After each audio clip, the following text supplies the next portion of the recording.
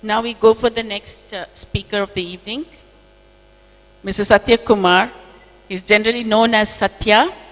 He is the recipient of the prestigious National Youth Icon Award and Changemaker Award. He is an accomplished entrepreneur, public speaker, mentor, and ardent follower of His Holiness the 14th Dalai Lama. Sathya, okay. He's a founder of Tycoon and Advisors, specializes in taxation and consultancy. The stage is all yours. Thank you, Tamil Chamber of Commerce. It's a great pleasure to share the dais with my mentor and a guide, Mr. Thiru M.R. Shivaraman, IAS, retired, former Revenue Secretary, Government of India, Thiru Mandalika Srinivas, IRS, Principal Chief Commissioner of GST and Central Excise, TN and Pondicherry, Principal Chief Commissioner of Customs, Chennai, Thiru M. Ratnaswamy, IRS, Chief Commissioner of Income Tax, TDS, Chennai, Thiru K. Vaidishwaran, Advocate and Tax Consultant. My heartfelt thanks to Choran Achiyar Rajashekaran sir for spearheading Tamil Chamber of Commerce to different heights altogether. This is the first meeting post-COVID. We all should remember that. Even during the COVID time, we had the budget session happening through online mode. My dear members of the Chamber, it's very important to understand this budget is being introduced in the Parliament as per the mandate provided under Article 112 of the Constitution of India. Members also should know that this budget is coming in tough times. Just the way you are facing tough time in the last leg of the presentation. The entire world is now going through an economic meltdown. There is a Ukraine crisis happening, and we don't know how it is going to emerge. The relationship between the rest of the countries with Ukraine and with Russia. And of course, India has taken a middle path so that we benefit from both. And second important is recession is looming across the world, be it Japan and European nations, some of the Asian countries. And the climate silver lining is also happening because many of the countries are moving towards dirty fossil fuels. But they are also conscious that they need to move to the renewable energy. And these are all the sectors which are very important to understand from the global arena. Honorable Prime Minister Shri Narendra Modi, under his able leadership from 2014 onwards, don't take me wrong, I'm not the spokesperson of the BJP, but we need to consciously understand that there is a planned development happening from 2014 onwards. This budget 2023 is being themed under as Amrit Kal. So now the problem here is, what is Amrit Kal? So maybe I was just asking my colleague, what is this Amrit Kal? Sir, simple புரிஞ்சுக்கோங்க sir, இது வந்து வசந்த காலம். சரி, இது முன்னாடி வசந்த காலம் இல்லையா? இனிமே தான் வசந்த காலம் வரப்போகுதுன்னு சொல்றாங்க பட்ஜெட் முடிஞ்சதுக்கு அப்புறம்னு சொன்னாங்க. This is the foundation for rest of the 25 years of India. And we need to understand at this position where India stands. India is the 5th largest economy in the world. There is a continuous effort taken by the government. When I say the government, the people of the country. Because there is an effort by the people of the country with respect to entrepreneurship. There is an effort by the people to do trade, business. And through that process, government is able to channelize the resources for the welfare of the people. The wealth is created by the entrepreneurs. There is a continuous effort taken by Indian youngsters around the world. Considering it, this budget has 3 important challenges before it and vision before it. The opportunity for citizens with focus on the youth, growth and job creation, strong and stable economic environment. Where are we standing with respect to fiscal deficit? We are standing at 6.4%. As a businessman, how it has an impact on you? The learned speakers have already spoken about the statistics of it, and Shivaraman sir has explained how fiscal deficit is important to understand. Whether we need to worry or not to worry, he has already explained about it, but how is it going to impact your business? Fiscal deficit has been spoken across the spectrum because it has a direct impact on your borrowings. The interest rates are fine-tuned through the monetary policy by the Reserve Bank of India, even considering the fiscal deficit. The fiscal policies are being fine-tuned based on the fiscal deficit. So it's like a bridge for both monetary policy as well as the fiscal policy. My dear members, the fiscal deficit is about 6.4%. What is the mandate required as per the Fiscal Responsibility and Budget Management Act 2003 brought by Yashwant Sinha in 2000? The idea of the fiscal management was brought in 2000 and the act was passed in 2003. The mandate is 3%. But where are we now? We are at 6.4%. There is a requirement. We may be happy to see that India is growing, is bright spot in the world. But over a period of time, it is a responsibility to reduce the borrowing. So there is a GDP growth which is projected by the government. So roughly about 6+% which is projected. And IMF was also optimistic about India's growth over a period of time. Should we worry about borrowing right now? Should we worry about borrowing right now? India should not worry about borrowing right now. India should go on the development mode for the next 25 years as visioned by the Honorable Prime Minister. Why? Because it's not India. It's about skilling India, India being developed. India is a market to the world. We have to understand, 1.4 billion population. India is going to overtake China in few months down the line. The Economist has already reported about it. So if India is going to overtake China, there is a youth population in India. So India is the market for cell phones, India is the market for car, India is the market for any trade and services. So we need to go all about developing the nation. As we develop the nation, we should be having a bold strategies in place because world is expecting India to develop, and we can definitely over a period of time conquer the world through our products, our services and our people, and through definitely soft power we are able to garner much support from the world. So considering it's a right time for India to invest. This budget has 7 priorities. The government has come out with 7 priorities. With the 7 priorities, I'll go to the direct tax proposal and I'll try to make it as simple as possible, as brief as possible. It's already 9 o'clock. There are 7 priorities under the budget. The first priority is the inclusive development. Whether are we having an inclusive development? If you check the statistics, the report card of the government, which has been provided by the Honorable Finance Minister as part of her budget speech, in the page number 3 of her budget, there is a clear statistics what has happened in India in the last, from 2014 to 2023. 11.7 crore household toilets under Swachh Bharat mission. One family requires 1 toilet. That means you should know how much is the beneficiary of the toilet, that is Swachh Bharat mission project.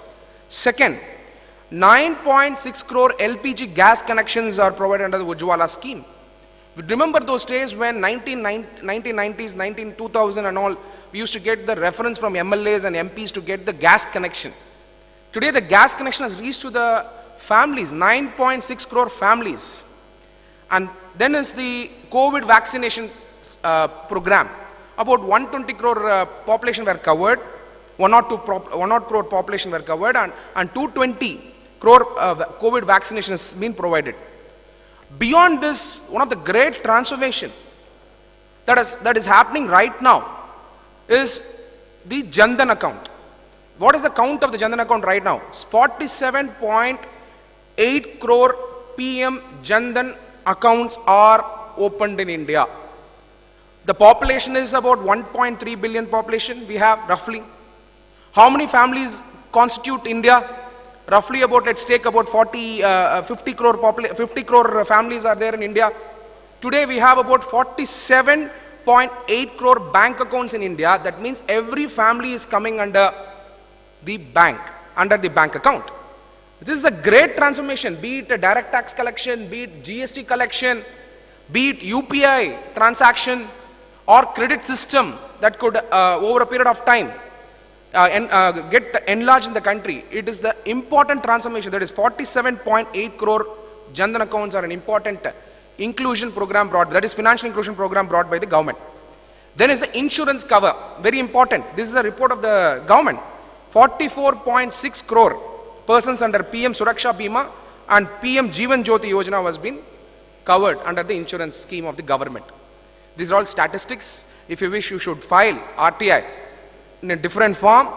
If you have any concerns over these schemes, you should also go for a writ petition through the judicial process. You should do that to know what is the statistics, what is the facts of this data. All these are all social welfare schemes.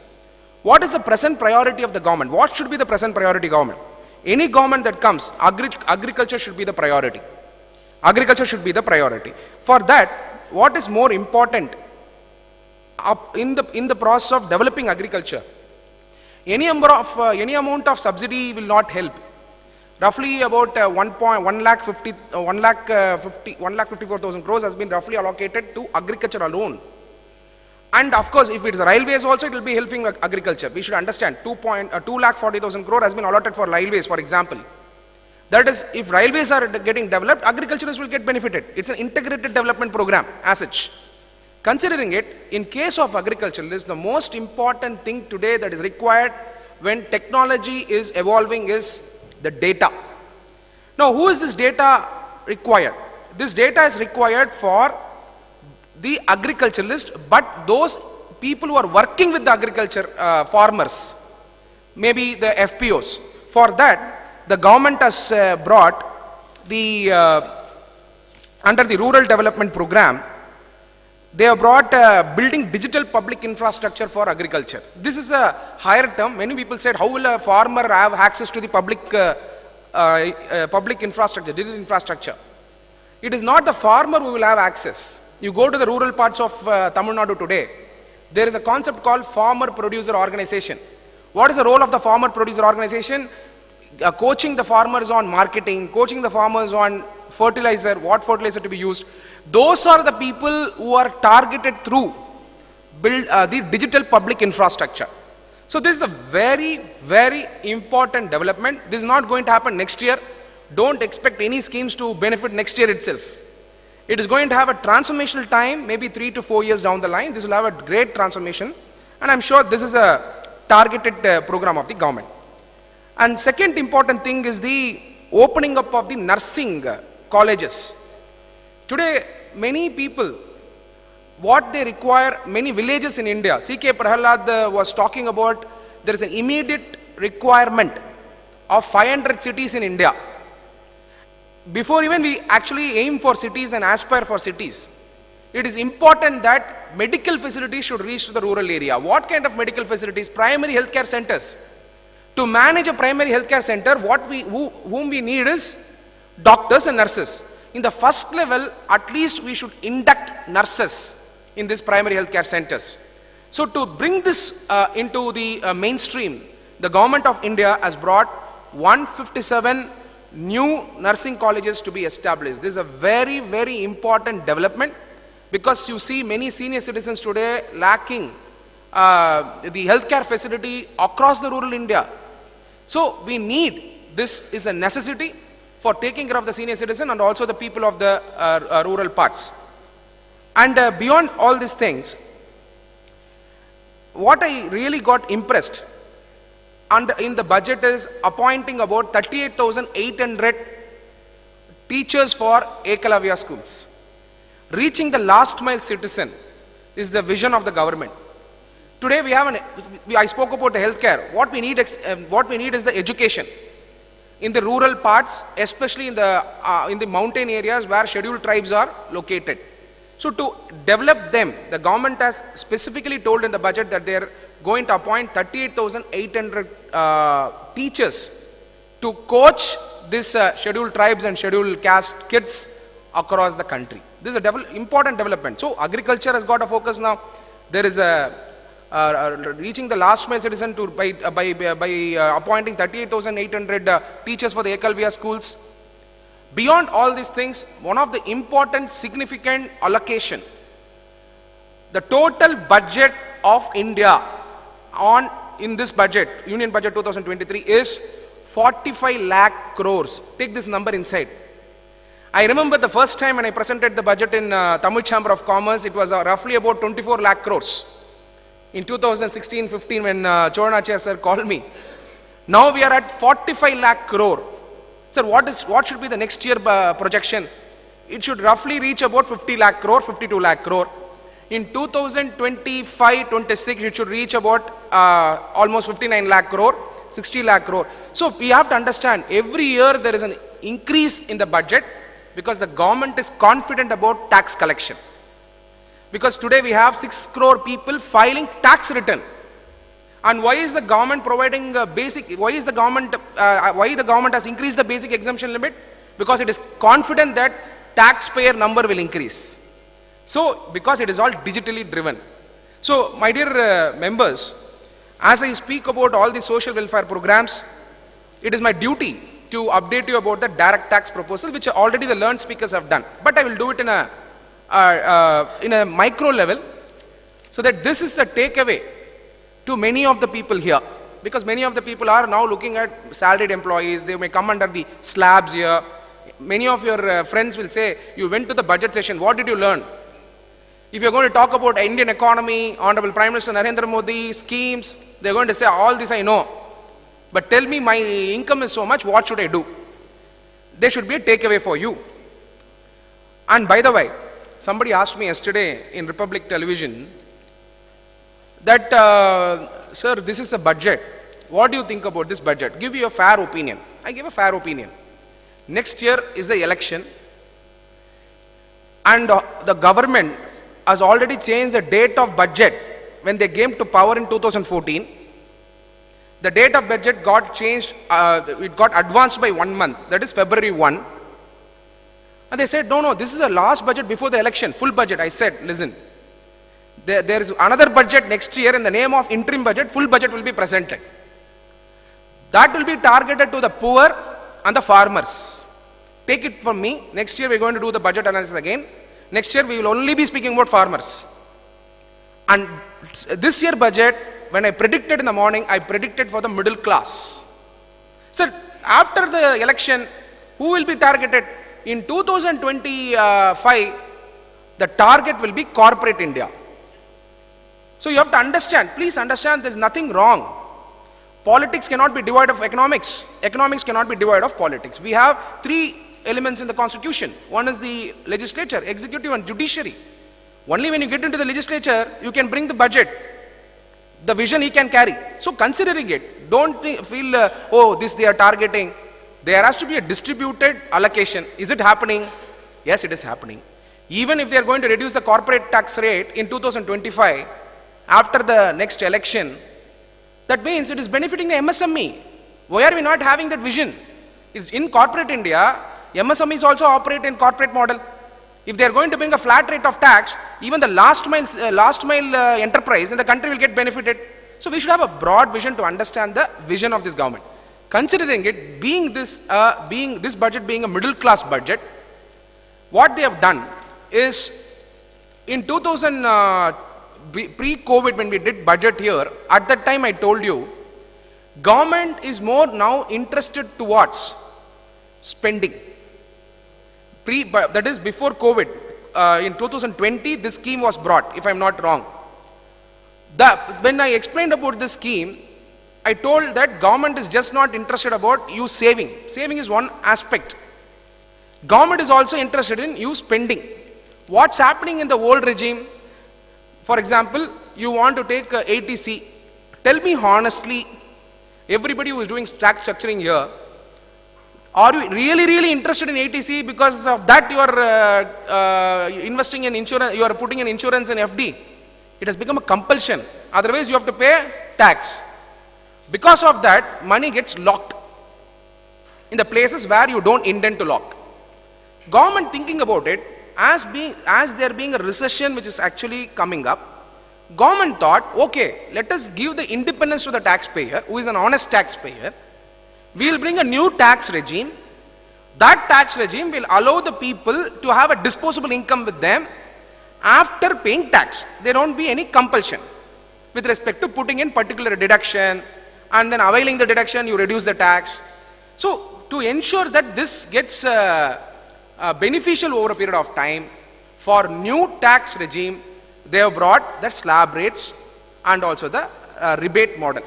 So now what is the status of the taxation as of now for the middle class?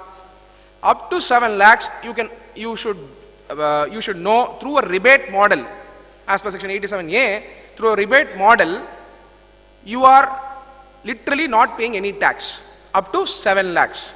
And of course, there is a 50,000 rupees standard deduction which you get. That means 7,50,000, you are not taxed at all. Coming back to the revision of the tax slab rates. Earlier it was up to 2,50,000, it was a nil rate of tax. So basic exemption limit was up to 2,50,000. Now it is up to 3 lakhs. Going forward, from 3 lakh to 6 lakhs, it is 5% tax rate. 5% tax rate. 3 lakhs to 6 lakhs. 3 லட்சத்துல இருந்து 6 லட்சம் வரைக்கும் 5%. 6 லட்சத்துல இருந்து 9 லட்சம் வரைக்கும் 10%. From 9 lakhs to 9 lakh 1 rupee to 12 lakhs, 15%. 9 lakh 1 rupee to 12 lakhs, it is 15%. And 12 lakhs to 15 lakhs, it is 20%. Above 15 lakhs, it is 30%. So that means, நீங்க 7 lakhs வரைக்கும் ரிபேட் எடுத்து எனிவே நீங்க டாக்ஸ் பே பண்ற போறது கிடையாது. அதுக்கு மேல வர ஸ்லாப் ரேட் அப்ளை பண்ணி அதுக்கு மேல வந்ததுன்னா ஃபுல்லா டாக்ஸ் ஆயிடும். அது 3 lakhs மேல உங்களுக்கு பேசிக் எக்ஸம்ஷன் வந்ததுன்னா, so accordingly இந்த ஸ்லாப்ஸ் வந்து குறைச்சிருக்காங்க. இன்னொரு important thing that the finance minister has told, this will be a default regime அப்படின்னு சொல்லியிருக்காங்க. My understanding, when it is default means while you are filing the return, it will be a default regime. You have to change it. So where is the government moving forward? Government is thinking about bringing out pre-filled tax returns. That's all. Sir was very clear when he was mentioning all data from different agencies are coming together. When it is going to come, why should you take the difficulty of filing? You are a customer to the government, being a citizen, because you are paying tax to the government. Government wants proper collection of tax. Government itself is implementing technology to see to that the pre-filled forms come in, where the tax will already be determined. You just have to say yes or no to it. So this is the vision of the government over a period of time for which the work is going on. Considering it, over a period of time, the government will incentivize new tax regime only, is my understanding. So that is the reason they have said the default, that new tax regime will be applicable, maybe in the forms, income tax forms. So now, this is the one of the important things to be understood. Beyond this capital expenditure, with this I will close my session. The total capital expenditure which is now targeted as part of the Union Budget 2023 is 10 lakh crores. Take this number inside, it is 10 lakh crores. And railway budget is about 2,54,000 crores. 2,54,000 crores roughly, approximately. That means, by looking at the budget itself, you know, there is 12,54,000 crores which is directly going to infrastructure. So now many people, when they look at this capital expenditure, they keep commenting saying that the government is trying to do crony capitalism. I think they have misunderstood this concept.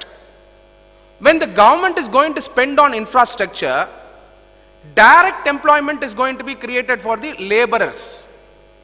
One side, we have highest number of laborers working in agriculture sector, for which the government is taking continuous efforts to see to that they remain in the farm sector, and people also should move from farm sector to non-farm sector. That means immediate opportunity should be created for the laborers. When we talk about job creation, I think educated should not be selfish to think that they are creating job for you. Educated should look at avenues on ourselves to see what kind of jobs we can create, and see to that we get a placement somewhere in a proper organization. But think about those people for whom the avenues are not open. So we need to create employment for them, job for them. So the labor class need to be provided jobs. So what is the best thing the government can do? India is in development model. India requires infrastructure. India requires waterways. India requires logistics facility. India requires railway facility. If this infrastructure is there, any global investment can come to India. If global investment comes, educated people can get employment. This is the idea of the government, as simple as that. So to target the laborers, to provide employment, to provide jobs to the laborers, the government is trying to invest in the infrastructure projects. It is about 12 lakh, roughly 12 lakh 54,000 crores. Somebody asked me, sir, for railway, why in the current year they are investing more? Are they going to privatize? That is not the objective of the government. Railways require complete overall. We have old trains, we have old system of administration in the railways. We need new technology in the railways. Accordingly, railways getting overhauled. When railways get overhauled, it will help all sectors of the country. Agriculture, manufacturing, healthcare, and mobility, and it can even it can also be a impetus to develop intermodal transports. Have a larger vision in understanding this budget. Accordingly, 12 lakh to 54,000 crores are invested in the country to generate employment, generate direct employment for the laborers. But what is missing in the budget is social security schemes for the laborers, insurance scheme for the laborers. And how are we going to organize these laborers over a period of time to see to that they get insured, they get the social security? And what is missing in the budget? We all spoke about what is there in the budget. It is my duty to enlighten what is also missing in the budget is about providing incentives to the gig economy. In the gig economy, today youths who are educated move towards gig economy. Everywhere it is about aggregation. Look at Urban Ladder, look at Swiggy, Zomato, all skillful workforce are in gig economy. What is the problem of the gig economy? Even that youth who is earning from that gig economy gets taxed. Even that youth, there is a lag in the payment by the aggregators. For example, you go to the Ola and Uber guy and ask him, why, what is your problem? He will say, sir, don't pay to Uber and Ola, sir. Pay me directly through Google Pay. You ask him why, there is a lagging of payment. I think this has to be rectified. That sector has to be looked up by the government. New policies has to be brought in the gig economy, either by incentivizing, seeing that the taxation also is rationalized in that sector. Very important. The future is gig economy, future is aggregation, and I'm sure that has to be looked up by the government. The last part, which I also wanted to highlight, is the MSME sector, micro, small and medium enterprises. Majority of the audience here are into micro, small and medium enterprises. What is the problem of micro, small and medium enterprises? Majority of the MSMEs are in either proprietorship, partnership, some are in company, There is a definition provided in the MSMED Act. But if you ask the MSME what is a basic problem, I'm sure you are all facing the same problem. I am a big giant. I do business with you. You with all enthusiasm give me products, sell me products, do all your services. When it comes to payment, they lag it. They don't pay you. You also don't file cases because you want to continue the business. With the anticipation of business, you will provide more services and sell more products. This is causing hassle to the MSME. In the current year budget, as I see, a fantastic initiative has been taken by the government to say it is allowed as an expenditure only when the payment is made to the MSME. That is as per MSMED Act. Very important for each and every person doing business here. Now, who has to check the compliance of MSMED Act? Who has to check the compliance of MSMED Act? Catch hold of all the chartered accountants. Who is attesting on the financial statement? As part of CARO, the company auditor's report order, he has to attest to say whether MSMED Act compliance has actually happened. Until now, they are just signing without even verifying. This is the fact. Considering it, now this amendment has come, as there is an implication in income tax, there is going to be a serious checking of whether the entity is actually paying to the MSME. Probably you have to provide a schedule to your auditor who is MSME in the first place. So you have to have KYC with you. So income tax will issue notice to you. You have to then, after that you prepare the list of MSME and say, sir, I made payment. Better to avoid. From current year onwards, you see to that if you are doing business with MSME or a large player is doing business with MSME, or business is happening between MSME, doesn't matter, it's in another MSME, you need to still pay. So this is one of the important amendment that has happened. And online gaming, there are a lot of things which I wanted to discuss, but shortage of time. I respect all of you, you have to also go to different places in Chennai. Last part is online gaming has been taxed at 30%. So if you see Sharath Kumar, hello, actor Sharath Kumar, and I'm sure Shornachia sir is here, he's a good friend of actor Sharath Kumar. He comes for Rummy Circle.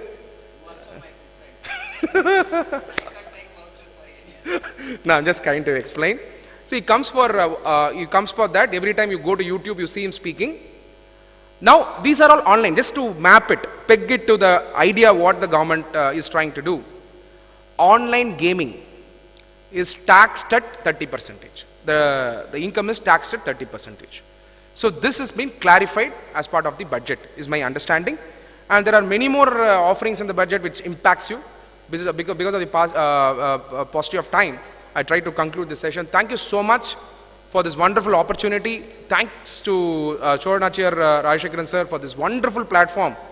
And he has been consistent, he has been always sending invitation to all the members to see to that they get empowered on the budget.